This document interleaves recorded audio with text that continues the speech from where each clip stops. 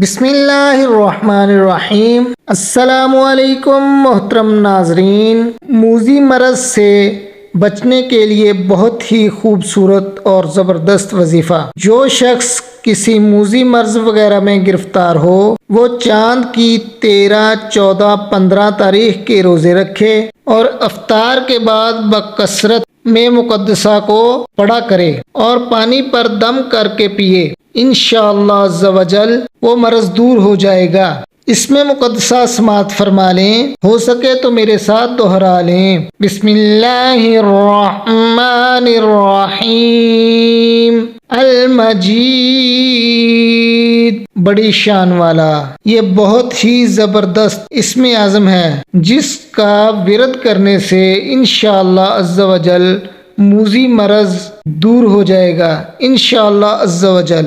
اللہ تعالی ہم سب کو اپنے حفظ و ایمان میں رکھیں، آمین یا رب العالمین۔